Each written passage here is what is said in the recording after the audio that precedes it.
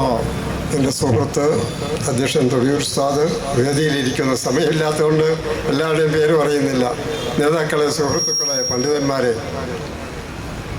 സമുദായത്തെയും നാട്ടിനെയും ദീനിനെയും സ്നേഹിക്കുന്ന സഹോദരങ്ങളെ, ഈ സമരത്തിന് ഞങ്ങൾ മുൻഗണന കൊടുക്കാൻ കാരണമെന്ത്?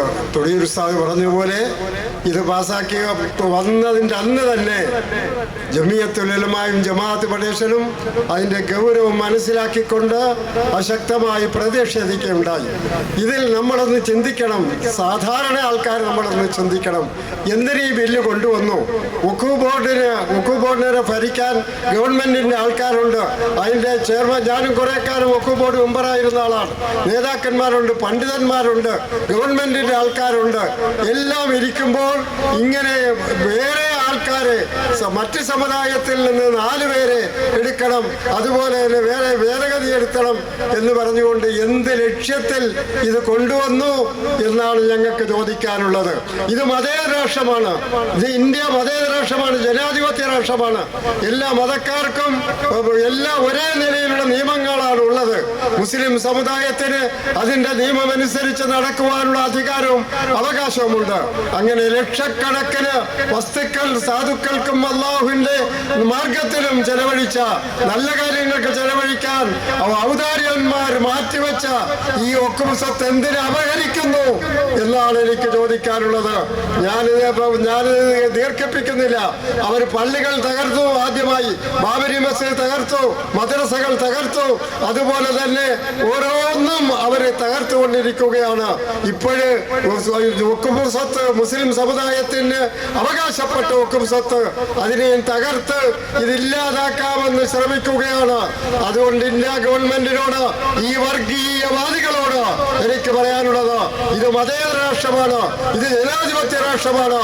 ഇവരുടെ ഈ പിന്നോക്കം ഇവരടുത്തതിന് ഇവരെ പാർലമെന്റ് മാർച്ച് കാണുകയില്ല എന്ന് ഞാൻ ഉറക്കെ പറയാൻ ആഗ്രഹിക്കുകയാണ്. കാരണം ഇവിടെയുള്ള മറ്റ് മതക്കാർ അവര് വർഗീയവാദികളല്ല, അവര് നമ്മളോടൊപ്പം നിൽക്കുന്നവരാണ്. ഇപ്പോൾ പാർലമെന്റ് തെരഞ്ഞെടുപ്പിൽ തന്നെ ജനാധിപത്യ കക്ഷികൾ, മതേതര കക്ഷികൾ ഒന്നിച്ചു നിന്നതിന്റെ ഫലമാണ് മറ്റവർക്ക് ഒന്നിച്ച് ഭൂരിപക്ഷം കിട്ടാതിരുന്നത്. അതുകൊണ്ട് അടുത്ത തെരഞ്ഞെടുപ്പിന് ഇൻഷാ അല്ലാഹ് ഇവിടെയുള്ള മതേതര കക്ഷികൾ, മുസ്ലിം സമുദായവും ഹിന്ദുക്കളും മറ്റ് ക്രിസ്ത്യാനികളും എല്ലാവരും ഒറ്റക്കെട്ടായി നിന്നുകൊണ്ട് ഈ വർഗീയവാദികളെ ഇന്ത്യ രാജ്യത്ത് നിന്ന് തൂത്തെറിയുമെന്നാണ് എനിക്ക് പറയാനുള്ളത്. അതുകൊണ്ട് എൻ്റെ സഹോദരങ്ങളെ, നിങ്ങൾ ഇവിടെ വെച്ച് ഹൃദയത്തിൽ ഉറപ്പിക്കൂ, ഈ ബില്ല്, ഈ ഭേദഗതി ബില്ല് അത് ഇല്ലാതാക്കിയതിനു ശേഷമല്ലാതെ മുസ്ലിം സമുദായം വിശ്രമിക്കുകയില്ല എന്ന് ഉറക്കെ പ്രഖ്യാപിക്കുവാൻ ഞാൻ ആഗ്രഹിക്കുകയാണ്. ഇതിന്റെ പേരിൽ ജീവൻ കൊടുക്കേണ്ടി വന്നാലും ചിലപ്പോൾ അതിനുവേണ്ടി കൊടുക്കും എന്നുള്ള കാര്യം കൂടി ഉറപ്പിച്ച് ഞാൻ പറയുകയാണ്. ഞങ്ങൾ ജീവനിൽ സ്നേഹിക്കുന്ന ആ ഇസ്ലാമിന്റെ തത്വങ്ങൾ, ആ നിയമങ്ങൾ ഞങ്ങൾ ഒരിക്കലും മാറ്റിമറിക്കാൻ അനുവദിക്കുകയില്ല. അത് ഞങ്ങളെ ഇല്ലാതാക്കുന്നതിന് സമമാണ്.